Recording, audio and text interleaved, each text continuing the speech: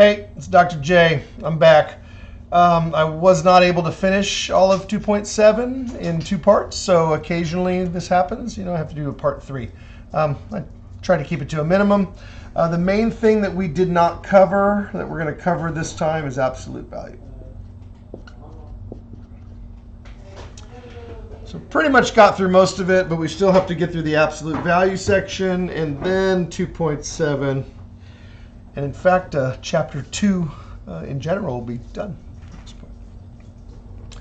So I'm going to do a quick review from the review chapter, or just from previous experience or knowledge of absolute value. The absolute value symbols look like 2 vertical lines.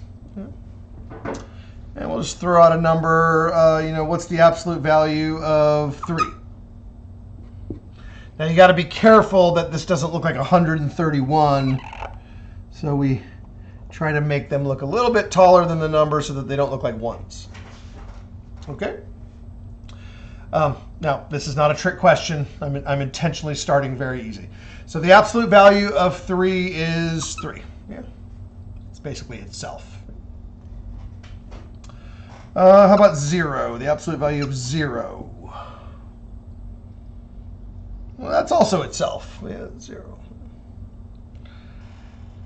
It doesn't really get interesting until we have the absolute value of a negative number. So suppose with negative 4. What's the absolute value of negative 4? Well, that would just be positive 4. And now I'm just going to say etc., etc., etc. Now, sometimes when we memorize absolute value, the way we typically memorize it is the absolute value is always positive.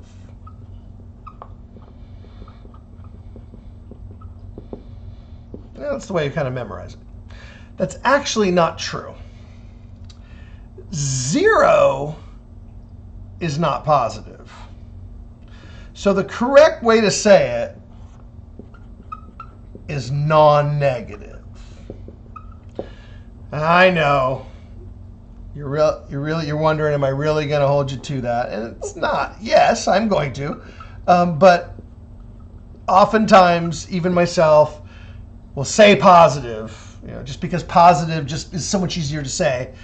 But what we really mean is non-negative. We mean that it could possibly be 0. All right, the absolute value could possibly be 0. The absolute value measures distance. So these numbers represent the distance from the given number to 0 on the number line. So in other words, if we had a line, there's 0. This number, 3, represents this distance right here from 0 to 3. I know there's a 1 and a 2 inside of there. So this distance is what we're actually measuring when we measure the absolute value. And distance is always non-negative. For example, 0, the distance from 0 to 0, the distance can be 0. The distance from 0 to 0 is 0. That's the only case in which the distance is actually 0. And then over here, the distance is 4, but the given value is not 4. The given value is negative 4 over here. But the distance, how far it actually is positive 4.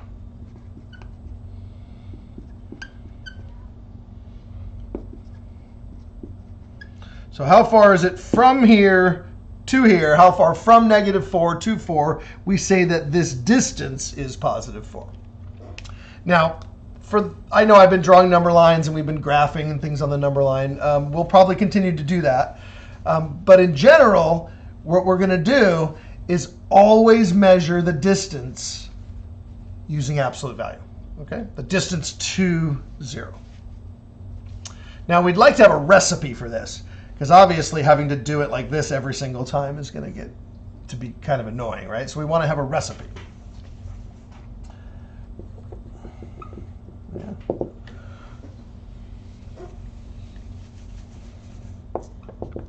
Let x be any real number. So anywhere on the number line. Then the absolute value of x is equal to x if x is non-negative, and it's equal to the opposite of x if x is negative.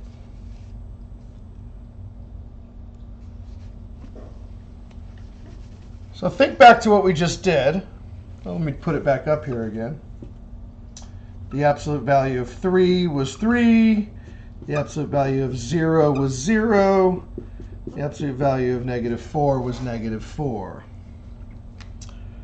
This does not mean negative. This means the opposite of whatever x is. Okay? These are our x's. These are our x's. X is the given value that's inside the absolute value bars.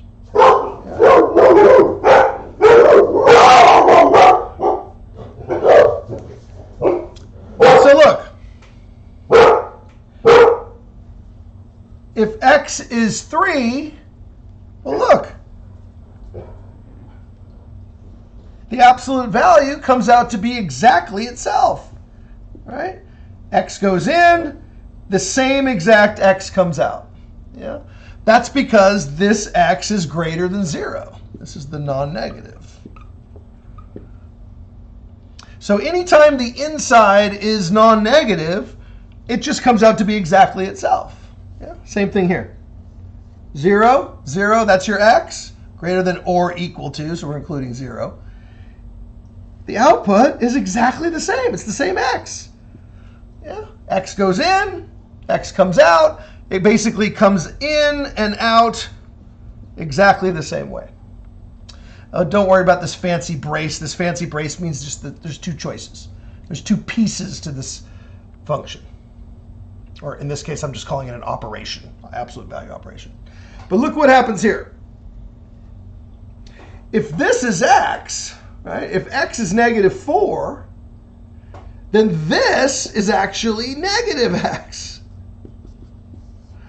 -x is actually the opposite of x. Yeah. So if you really want to show the work, it would be the opposite of -4 is equal to 4. That would be the work.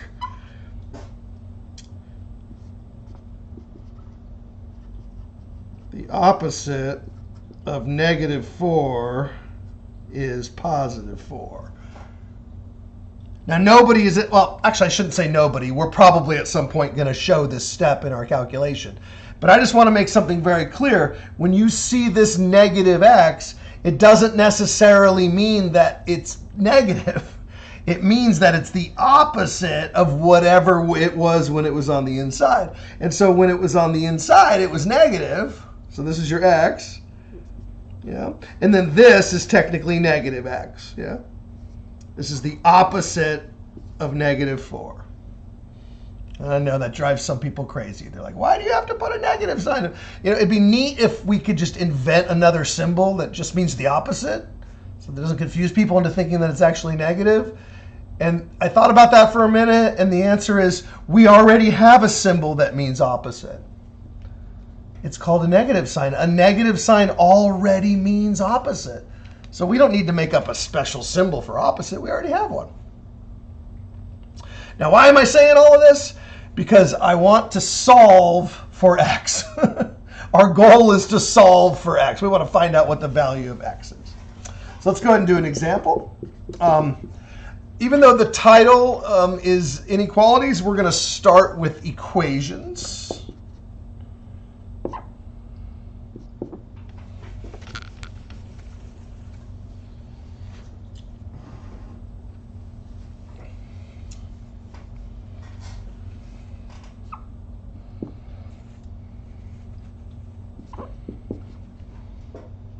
Oh,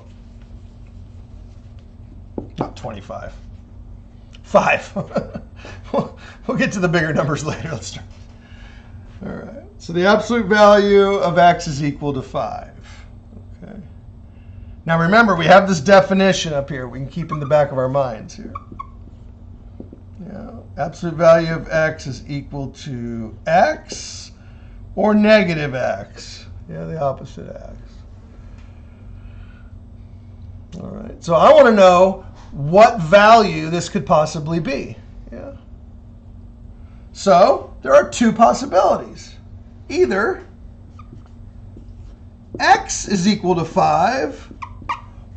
Yeah, that's what this basically means. There's two possibilities. That's what this fancy braces here is.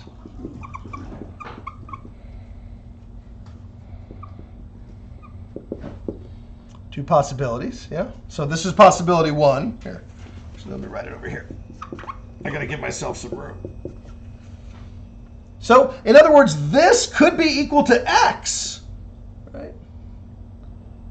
Or the other possibility is it could be equal to negative x. Okay. So I want to make sure very clearly that you understand all of this is happening on the left-hand side. So I'm taking the left-hand side and I'm changing the left-hand side to either be x or negative x. Those are the two possibilities. Let me draw it a little bit larger. X or negative x. I know there's conditions. The conditions are half of it's positive, half of it's negative, that we don't even need to write the conditions. All right. I could write them here, but that's not the quick reference that we're keeping in our head. All right. The main thing is that there are two possibilities. This one's already solved.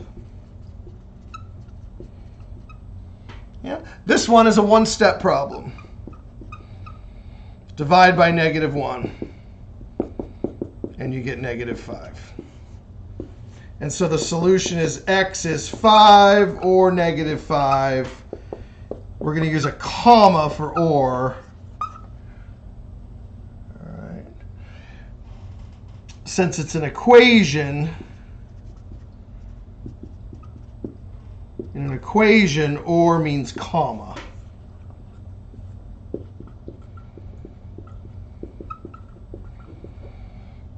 Does not mean union. All right. Unions will be only for the inequalities, which we're going to get to in a second. Now you know why I didn't try to do all this in part 2. I don't really care what order they're in, -5, +5, or you could keep it positive, negative like this. In this problem, I don't really care.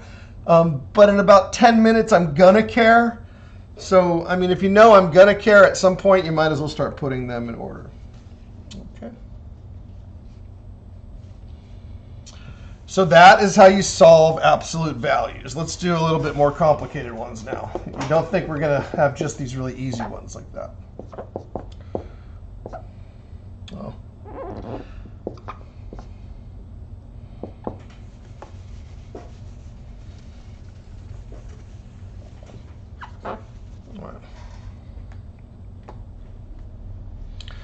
All right, so I want to make something clear about the way you mentally memorize it. Absolute value of blank is equal to either blank or negative blank. In other words, you don't have to memorize the formula as it applies only to x.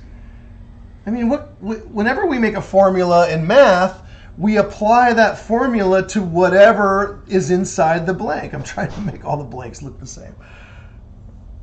So this is blank, you know.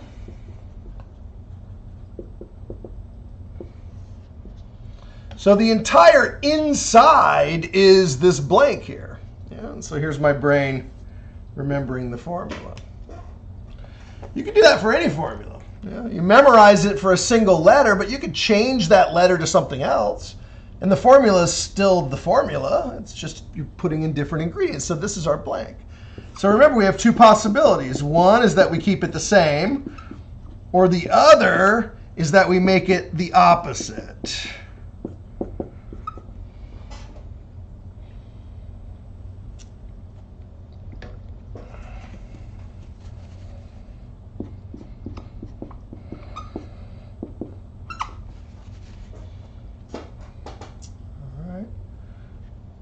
So this one, negative blank, that's this one here. Yeah. And then the positive blank is just right here. So blank or negative blank. I always recommend using parentheses on the negative blank.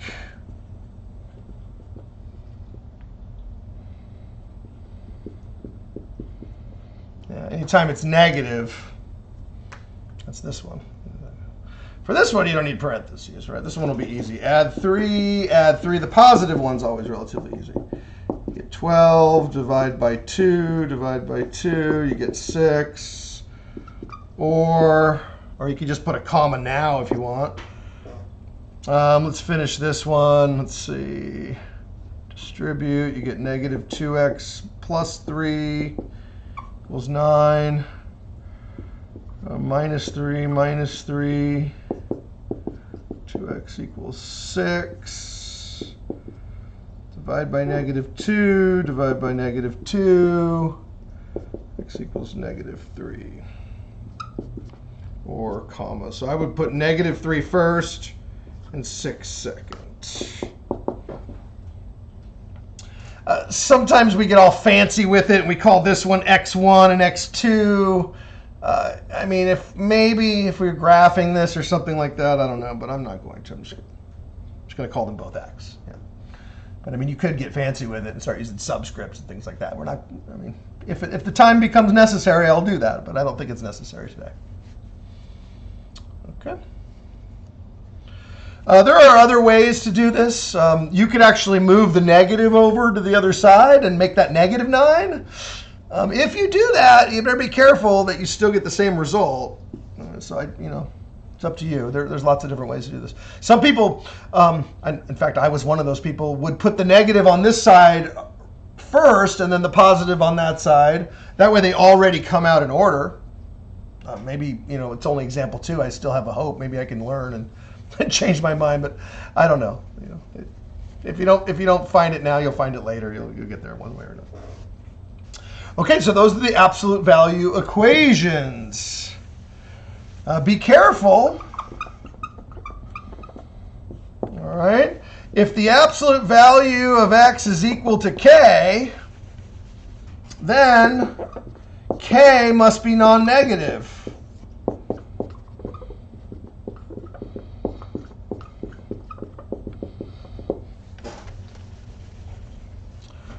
All right. So something like this.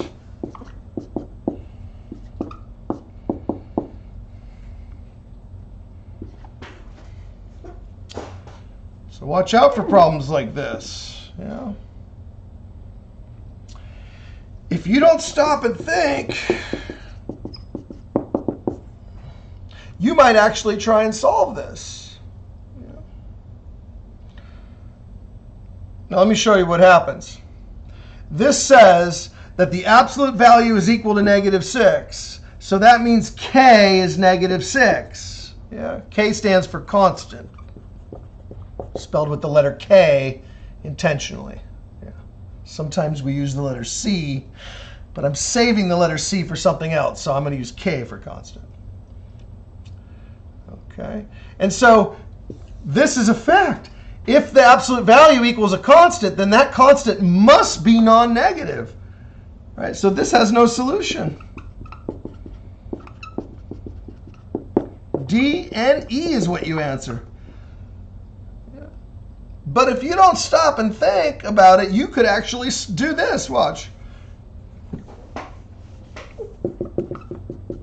If you don't stop yourself, watch what happens.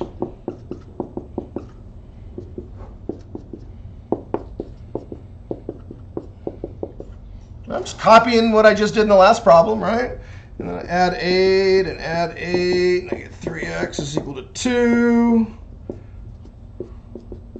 Get 2/3. Nothing wrong with that. You might not like it, but it's 2/3. Or here, I'll do this way this time. Divide by -1. 3x minus 8 equals 6. Add 8, add 8. I get 3x equals 14. Divide by 3, and you get 14/3. And you think the answer is 2/3, 14/3. Yeah. And there's nothing to stop you. There's nothing that's going to stop you and tell you that you just did that completely wrong. And then you might get frustrated. You're entering it in. You're like, why isn't it accepting it? Why isn't it accepting it? You got to be careful. Okay. If the constant is negative, and it's an absolute value problem, so remember, it has to be an absolute value problem for this to be true, then you get no solution automatically. So this is all nonsense.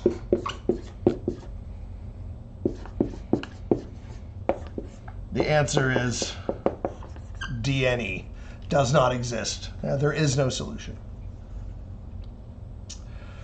Okay, I know that was a long, I guess that was 20 minutes of introduction to absolute value. I do that because I have no idea what kind of experience you've had with absolute value. Some of you might have had lots of experience. Some of you might have zero experience. And I'm assuming that most of you are somewhere in between. You know, you've probably seen it. You've probably done it. But today is the day that we have our absolute value picnic. Okay? The rest of this lesson is all about absolute value. Next, we're going to, before I do the example, next, we return to inequality. So now I'm going to have to start drawing the number line and things like that. Okay. So here's the idea. We'll start with greater than or equal to. Yeah.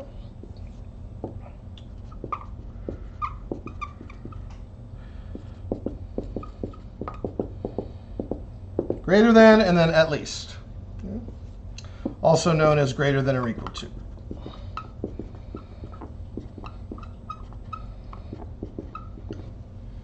All right.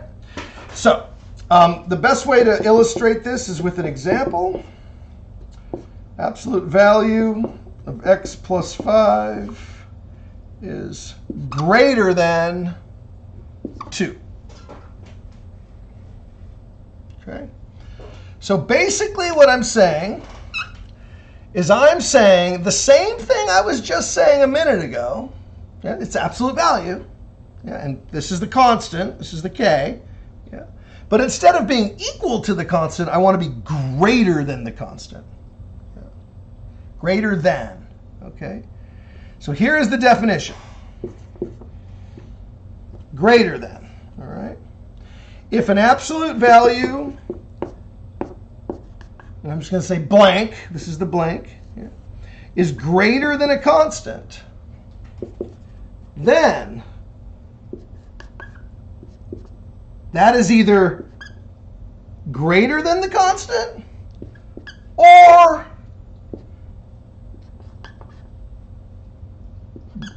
the negative is greater than the constant. They're both greater than, but this one's negative.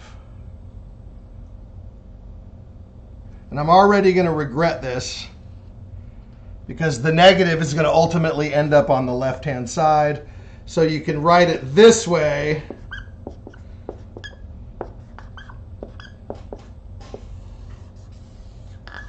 And that way you'll already have your negative on the left-hand side. Okay? So what do we got here? Let's just look at this recipe here. So x plus 5 is right here. That's your x plus 5. Yeah, x plus 5. So, and I recommend using parentheses on the negative one. All right. So I've got negative. I decided to put my negative on the left-hand side. X plus 5, I learned my lesson, is greater than 2. Or, sorry, it's It's and. No, it's or. Ah! It's definitely or. Or x plus 5, although I don't need parentheses on this one. You only need them on the negative one, is greater than 2. I'm just basically copying this recipe where all the k's are 2's. All right. And I don't really care what side you put the negative on. You can put it on the right or you can put it on the left. But ultimately, I'm going to be drawing a graph of this. So it's probably better to have the negative on the left. Okay. Now notice they're both greater than. They're both greater than. But this one is going to change right now. Divide by negative 1. I could get rid of the parentheses now. And so this one gets reversed. Now this one's going to stay the same. Just subtract 5 from both sides. So that one's done. And then now finish this one. Subtract 5. Remember, if these are both negative, you're actually adding, so it's negative 7. Yeah, it's like a credit card debt. Okay, so the solution is a compound.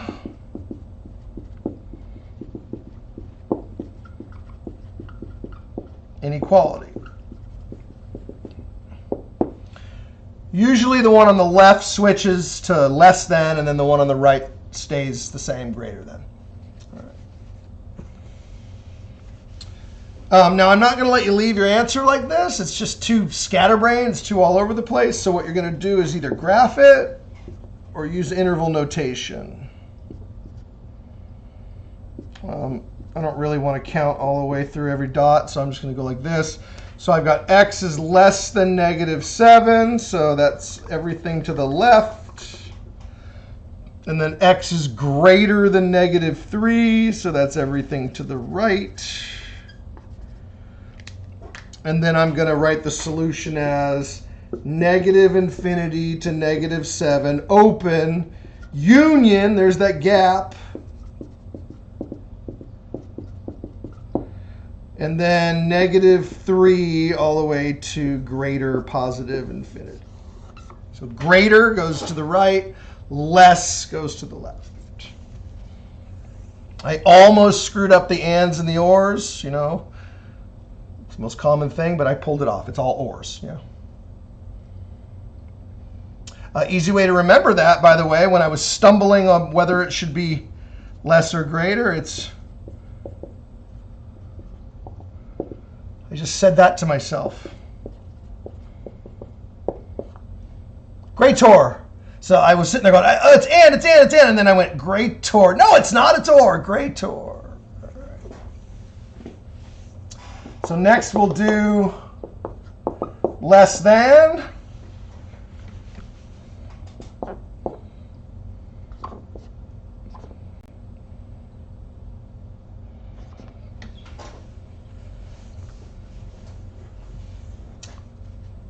Let's do less than. Okay. So the definition for less than is the absolute value of blank, whatever's on the inside of the absolute value. Right. You could just call that x. Oftentimes we do just call that x, but it's not always going to be x. Sometimes it'll be x minus 2. Sometimes it'll be x plus 5. Sometimes it'll be 5x plus 3 or something. Is less than k means, I don't think I wrote means last time, but whatever. You're going to split it. One of them is negative, and the other one is positive. And I decided this time to just do it right from the beginning and put the k right there. I mean, put the negative here. Yeah. So x minus 2 is what goes in the boxes. Yeah. And then I recommend using parentheses around, and the k is 9. I recommend using parentheses around the negative one.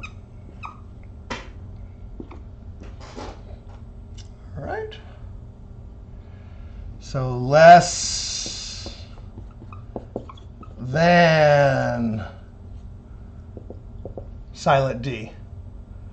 Less than, I know it's stupid, but whatever you can do not to forget that it's the word and, because, I mean, I've been doing this for a long time, and it takes me a second to go, oh, is it less than? Less than is and, yeah. Greater is or. So then again, solve these. You can divide by -1. Or I think you can distribute the negative. It's up to you. Don't do both. All right, so make sure you choose how you want to do it. Once you make your choice, okay, you're going to reverse the inequality. You're going to add 2 to both sides. So x is greater than -7. And now this one's easy, just one step. X is at less than 11. Okay, now remember, and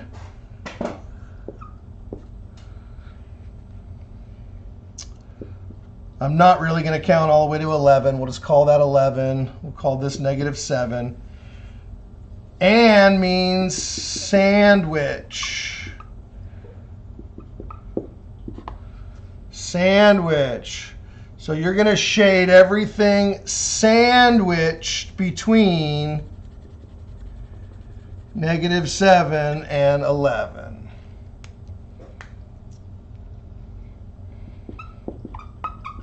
The interval notation is -7, 11.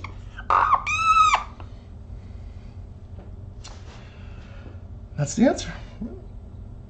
If you've had algebra before, any kind of algebra, you probably recognize this notation. It looks kind of like a point, like when you're doing graphing. It looks kind of like this is x and this is y. It's not what that means. This is an ambiguous notation, which means sometimes it means one thing and sometimes it means something else. So in this particular case, it does not mean x and y. It in fact means these are both x's. Yeah, everybody's an x here. This is an x, that's an x, everybody's an x. So it's saying all of the x's that are between -7 and 11. It's just a different way of identifying space, or a quantity, or a collection of numbers. Okay. That's it for the rules of absolute value inequalities. You do have to remember that these rules apply even if I put an or equal to, it would be the same rules apply. I hate calling them rules. Can we call them something better? Principles? It sounds a little nicer than rules. Your rules are like, oh, you got to do this. Principles are more like, yeah, I follow these principles. They're not necessarily rules. All right, let's try another one. What do we got? We got 10x minus 5 is greater than or equal to 19. I don't know, just to make things fun, okay? All right, so let's skip all the hoopla. Let's just jump right to the case. So this is greater, yeah? It's technically greater than or equal to, but the key is greater than or equal to, yeah? So that means we're going to split it. I'm going to put my negative on the left-hand side because I already know that's where it's going to end up. All right. Scoot it up a little closer. There we go. I don't want to lose that. And then put the positive one on the right-hand side. And by the way, when I say positive, I mean the one that's not been changed. I see a lot of bad habits, and one of those bad habits probably came when you were younger. Somebody told you a long time ago to just take all the negatives and turn them positive. In fact, I heard somebody giving a student that advice one time. I walked by and I kind of overheard it back, remember when we used to go to school. They said, oh yeah, absolute value, just take all the negatives and make them positive. And I went, oh, my ears are burning. Oh, don't say that, because look, I'm not changing that -5. I'm not changing it. Now, if I distribute the negative, then I would be changing it. So, I mean, it was partially true. But look, you also change the the positive 10 into a -10. And most people growing up don't get told to change the positives negative, right? I mean, that's the part of absolute value that a lot of people didn't tell you. Okay. By the way, I'm doing this one slightly different. I decided to use the distributive property this time instead of dividing both sides by -1. Remember, you have to do one or the other. Don't do both. And then the key word here is or. All right. I'm not doing anything on the right-hand one. I'm just going to solve it. In fact, if you want to get the easy one done now, you can. Let's do that quickly. The positive one is usually a lot easier. Remember, if possible, oh good, it's finally possible. 24 and 10 are both divisible by 2, so you have to reduce in the event that it's possible. If it's not possible, you can skip this step. All right, try not to use a calculator. It'll just screw it up, give you a decimal, and cause all kinds of problems. I mean, nothing wrong with decimals, but come on, we only break those out when we really have to. All right, so this one's -5 on both sides. I said that one was easier, but really they're both the same thing. There is no buy one, get one free. So it's not like you can solve this one and then this one's free. You do have to solve them both because their answers are typically not the same. Dividing by a negative, you all know the rule. You're going to reverse the inequality. And then reduce that. That would be 7/5, -7/5. Okay, and then the key word here is or. I get a lot of people, they'll look at the problem on the computer, they'll write down the inequalities, and they'll just completely ignore the word or. You're missing the whole point if you do that. The word or is going to tell us what our solution is, right?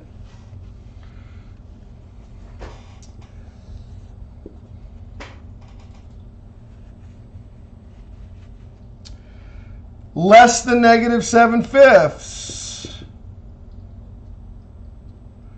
7/5, if you really have to use a calculator, it would be -1.6. No, it won't. Be -1.4. So right about here. Yeah, -7/5. So use the calculator if it helps you figure out what it is. 12/5 is 2.4.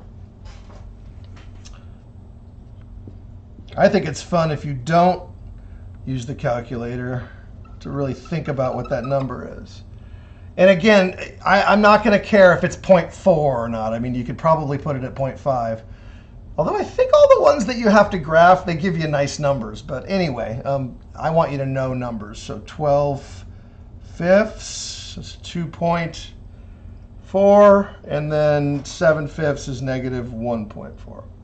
All right, now this one says less than or equal to, so we're doing closed dots, and then we're going to shade to the left. There's my lazy shade. I don't feel like scrubbing up and down. That's left, less, so left, and this one's going to go right. So I'm going to go like this and go just like that, and put 2 solid dots. All right. And remember, there's a big gap here. Big gap here. So that's the union.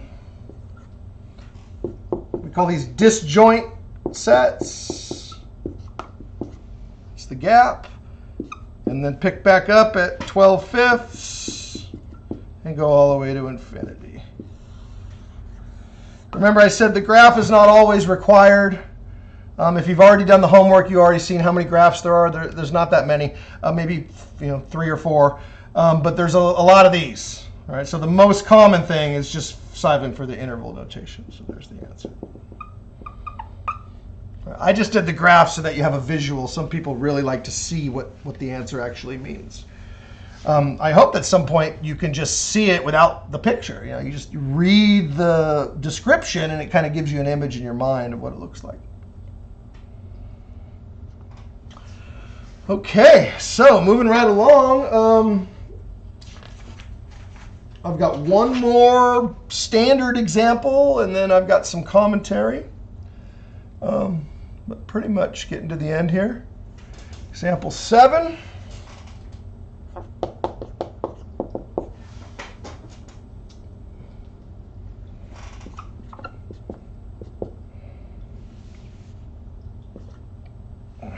Seven, not 6. 3x plus 7.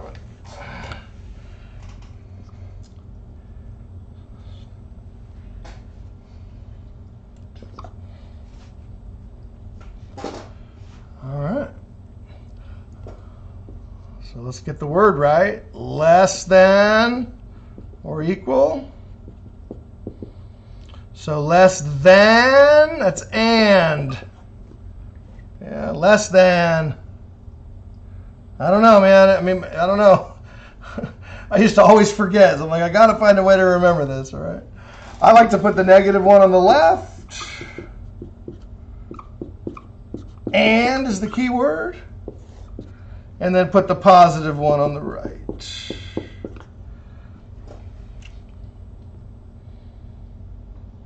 All righty. Again, with the -1, I have 2 choices, but don't do both. Pick. Last time I distributed. This time I'm going to go dividing by -1. Most people like that way. The only problem with doing it this way is you have to remember to reverse the inequality right now. If you do it the other way, you have a couple steps to kind of think it out. So I got 3x greater than or equal to -9. Divided by 3, divided by 3. I've already reversed it. I can't tell you how many times when I was a student I would reverse it, and then I'd space off, or I'd be thinking about something else, or maybe I'd even go, leave and come back, and then I would reverse it again. Yeah. Or the other thing I would often do is I would say I'm going to reverse it, and then I wouldn't reverse it. Like, well, you said you were going to do it, but you didn't do it. All right, so that's that one, and then I got and then -7, -7. So that'll be -5. Divide by 3. That's irreducible, so I'm just going to leave it as -5/3. All right, so now, do I want to do all that work of drawing the number line and all of that? No, I don't. I don't want to do all that work. I want to imagine a sandwich.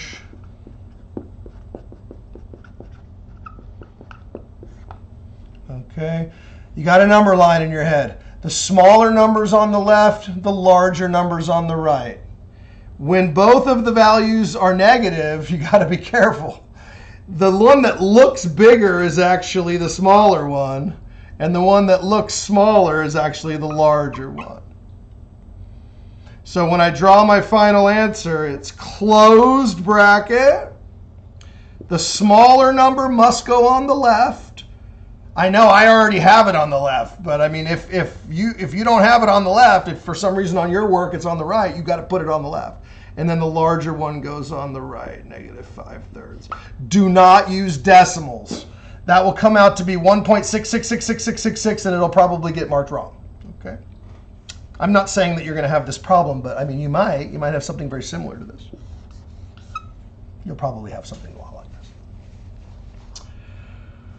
All right, that about does it. I do have to talk about some special cases before I press stop, but in terms of the standard issue, absolute value, run-of-the-mill problems that you'll see on the homework or even on a test or quiz, that I've pretty much covered it. I still want to talk about some special cases to be careful of.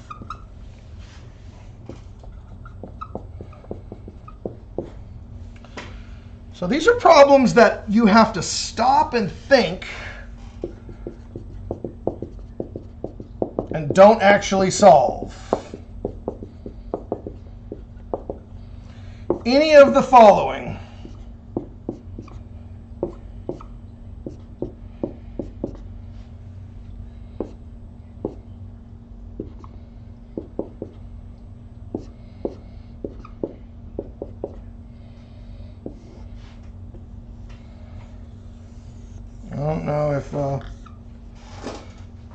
And so let me just put the little box in there. This is the, generic form of these equations. Oh no, did my hat catch the thing? Let's see, let's get it back. All right, when I start talking about it. All right. So don't actually solve any of these types if the constant is negative.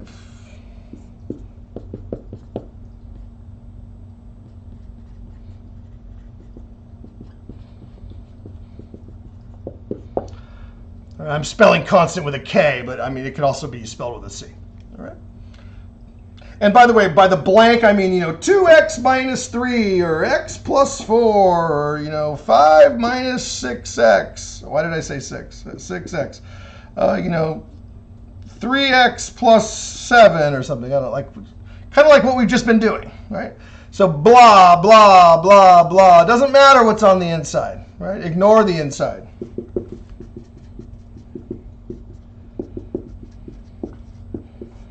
All right, it means nothing. It's meaningless. What really matters is the symbol here. Yeah, symbol here. If it is less than or equal to either one of these symbols, free answer. D and E does not exist. Why? Well, stop and think for a second. What have I just been talking about for 45 minutes? I've been talking about absolute value. And at the very beginning, I said that the absolute value must be positive, or what I really said was non-negative. But in your mind, just think of it as positive, right? This is a negative. Yeah? At least it will look like a negative, something like this, -5 or -8. So the K, I'm not talking about the opposite anymore. I'm talking about actual negative numbers, something like that. So these are the K's. If the constant is negative, stop. You don't have to do anything. It's a free answer. The absolute value is never true. It's never true that it's going to be less than a negative number, right? Because this is always going to be positive. Right? Or positive, non-negative. So if you have a non-negative number less than a negative number, that can never happen. How can a non-negative be less than a negative? So that's a free answer. All right? Either one of these. All right? I'll give you two free answers. Less than a negative or less than or equal to a negative. Now here's where the break happens. Okay? If I turn the inequality around, now it's always true, right? An absolute value will always be bigger than -7, right? Because what's the smallest it could be? 0. Remember the very first drawing I made in this lesson, I drew the number line. The distance from 0 to 0 is 0. That's the smallest it could possibly be. So of course it's always true that a non-negative is always greater than a negative. Yeah, so if the absolute value is non-negative and then you have a negative, it's always true. And you get that twice. Give you two free answers here. If it's greater than or equal to, it's always true. And so the answer is -infinity to infinity. It's sort of the opposite of DNE. Now here's the problem. You have to know both of these because you never know which one I'm going to give you. Right? If the inequality says less than or equal to, then it's DNE. If the inequality says greater than or equal to, then it's always true, -infinity to infinity. So I'm going to give you a free one, but you don't know which one it's going to be. So, my friends, my students, we are finally done with 2.7. We're finally done with chapter 2. So we're going to have a test soon. But until we meet again, I'll see you on the internet. Check your Canvas for the information on chapter 2 test. Bye.